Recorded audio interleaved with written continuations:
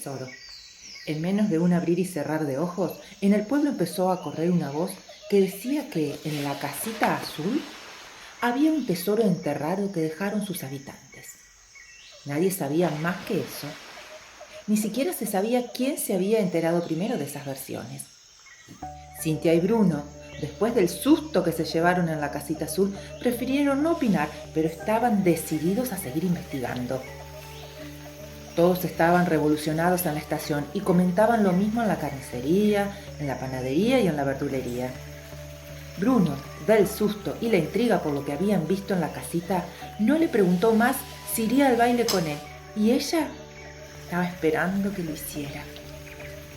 Algunas versiones acerca de lo sucedido en los últimos tiempos hablaban de que quien quería comprar la casita azul era un falso comprador que había programado el intendente para quedarse con el tesoro. Otras interpretaciones explicaban que la casita azul venía a ser reclamada por un descendiente de don Manuel Iraola, su antiguo dueño, y que era él mismo quien le había puesto en venta. Cintia no lograba dormir por las noches pensando en las versiones que hablaban de poner allí una fábrica. La develaba pensar que aquel sitio mágico fuera arrasado por topadoras para arar las tierras. Aquel tranquilo pueblo y ese lugar guardaban para ella innumerables eslabones de recuerdos. Bruno le había leído allí muchísimas poesías. Él también leía libros y se los pedía a don Simón, aunque con menor frecuencia, y los llevaba en la canasta de la bicicleta para compartirlos con Cintia. Me gusta cuando callas porque estás como ausente y me oyes desde lejos y mi voz no te toca. Parece que los ojos se te hubieran volado y parece que un beso te cerrara la boca. Él le había leído esos versos a Cintia y ella los recordaba todo el tiempo.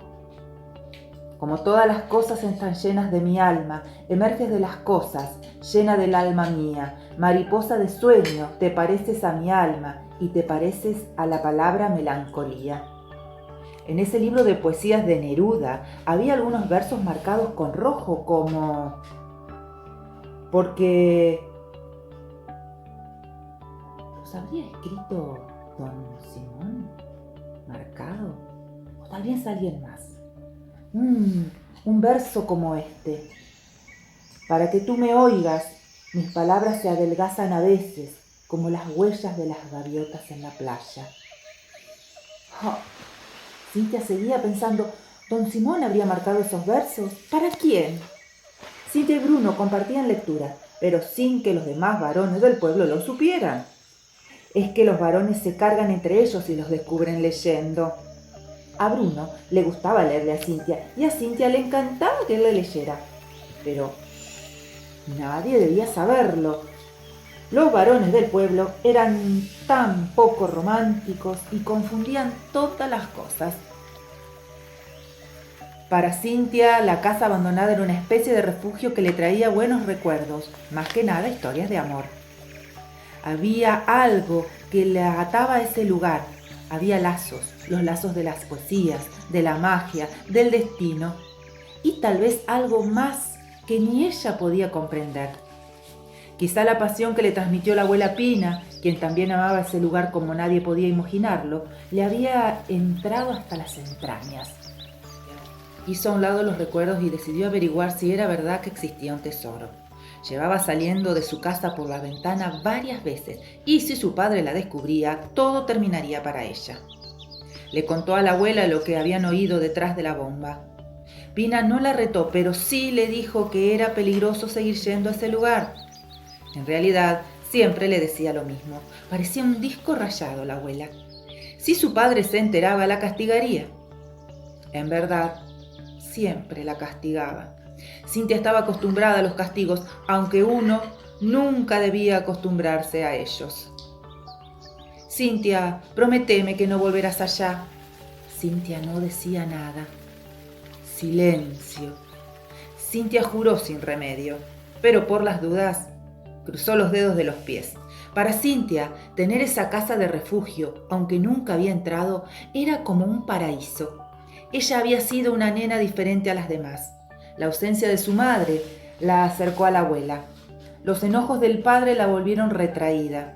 Ella se avergonzaba de su papá y no quería que en el pueblo supieran que él la maltrataba.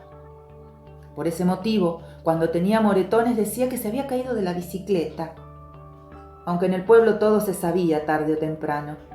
Tenía mucha vergüenza dentro y pensaba que si se contaba la verdad, nadie la querría. Además, por una cuestión casi de secreto, ella no hablaba mal de su papá.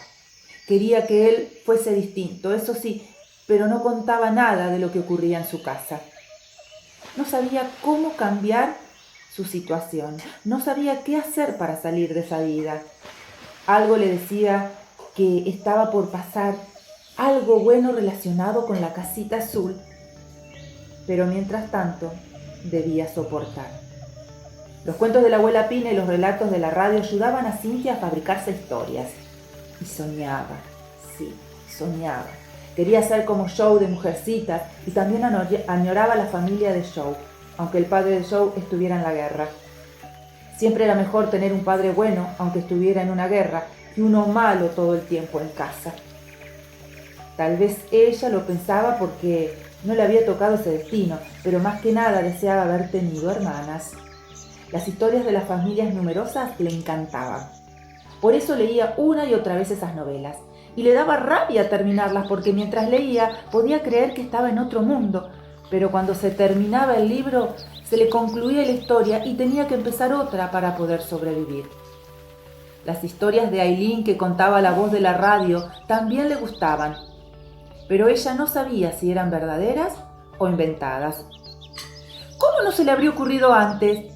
Tenía que recurrir a la voz de la radio. Esa voz, casi mágica como la de su abuela cuando le contaba sus historias, tenía que saber algo de todo lo acontecido, porque narraba acerca del pasado. Ir a la librería de don Simón le provocaba una felicidad que le hacía pensar que él era como ella quería ser. Tener tantos libros era como tener un tesoro.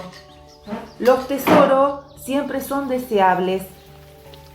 Domingo por la noche, todos en el pueblo escuchaban la radio porque les era más fácil escuchar que leer.